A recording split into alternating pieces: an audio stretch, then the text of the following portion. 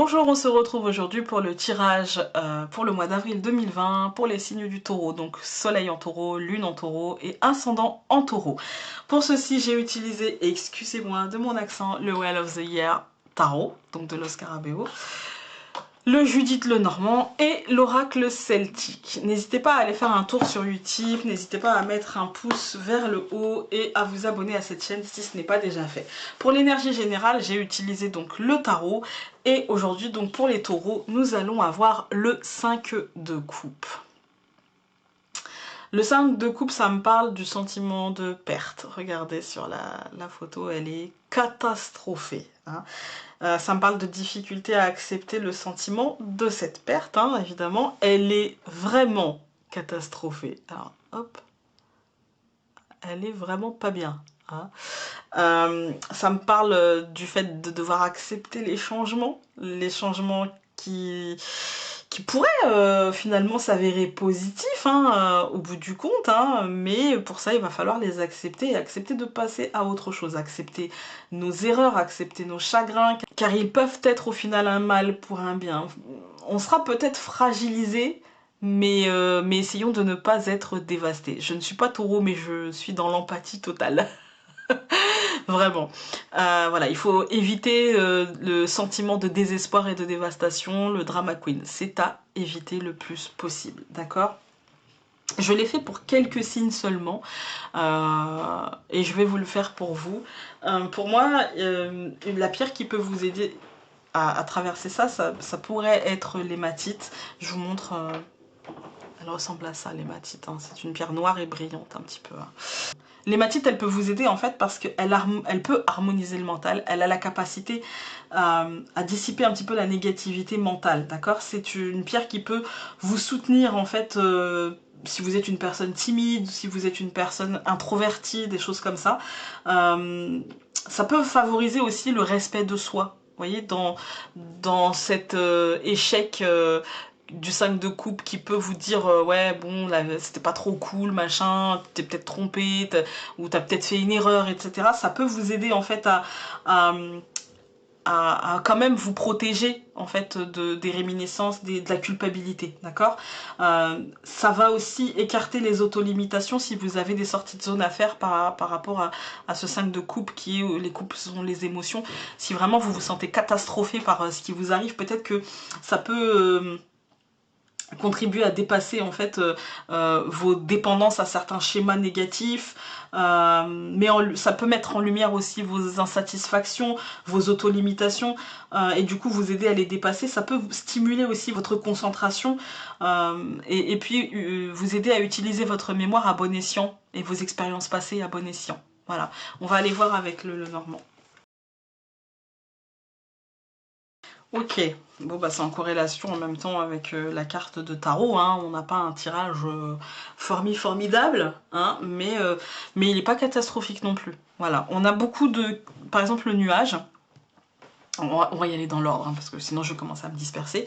Donc on a le jardin c'est l'extériorité, c'est les cercles sociaux, etc.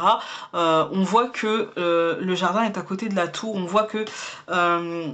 il y a peut-être un lien avec des bâtiments accueillants du public, d'accord? Là, c'est pas forcément les cercles amicaux, mais ça peut être par exemple le cercle des collègues, ça peut être par exemple une administration pour laquelle on a déposé un dossier, une banque, une entreprise, des choses comme ça.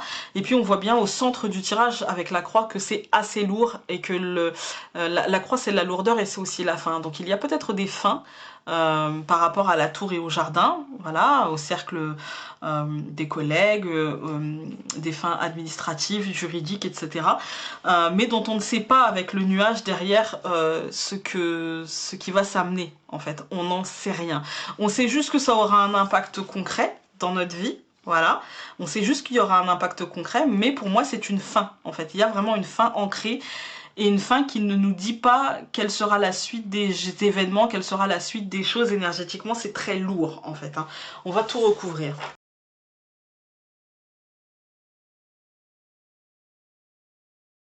Bah écoutez, ce qui s'amène derrière c'est plutôt positif, d'accord, hein. Donc on a recouvert le jardin par le livre. Pour moi c'est une information, un déclic qui se fera soit on aura un déclic sur l'extérieur, Voilà, ça peut nous mettre dans cet état-là, hein. On aura un déclic sur l'extérieur, soit c'est une information qui nous arrivera de l'extérieur et qui sera dévoilée.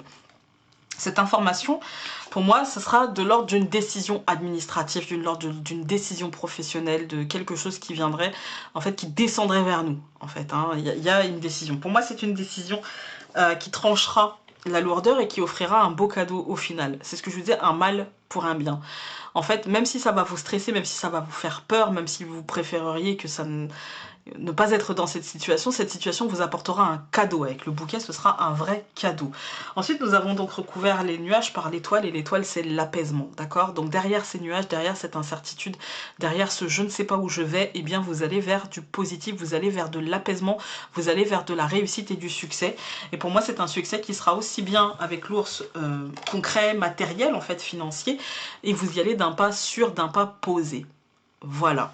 On va aller avec le cavalier. Vous allez vers ça d'une manière pas forcément rapide, mais en même temps à un rythme régulier. Voilà. On va prendre l'oracle celtique. Et nous avons... Ah, là, ça doit être du Guy, je pense. Je sais pas. Je pense que ça doit être du Guy. On va aller voir le livret. Le Guy, non, il me semble que c'est la chance.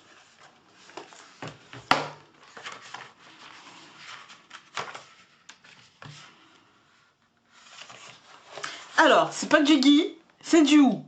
Je confonds toujours, hein. Bon, c'est pas grave, c'est la même chose, ça fait des petites boules rouges. Je sais pas si le Guy... Non, le Guy, c'est pas blanc. Je sais plus.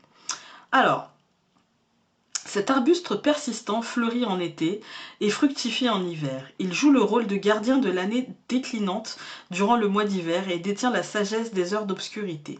Le Hou symbolise la force du foyer et de la maison. Ses feuilles piquantes protègent des énergies hostiles, en particulier de celles qui menacent la famille, les faibles et les malades. Dur et de croissance lente, il offre un soutien lors de longs voyages. Je pense que oui, c'est une forme de long voyage, hein, d'acceptation, de compréhension, etc. Écoutez, n'hésitez pas, les taureaux, à aller voir, enfin si c'est votre signe solaire, à aller voir votre signe lunaire et votre ascendant. Ça pourrait vous donner des compléments d'informations. Ou vous donner des informations si vous n'êtes pas impacté par, on n'est pas toujours impacté par le tirage de son signe solaire, hein. N'hésitez pas, je fais des vidéos si vous ne le savez pas et que vous découvrez cette chaîne, n'hésitez pas à aller voir les vidéos que je fais tous les matins à partir de 5 h du matin pour les tirages quotidiens. Je fais aussi des tirages le vendredi à partir de 13 h pour des tirages hebdomadaires et donc une fois par mois pour ce genre de tirage par signe.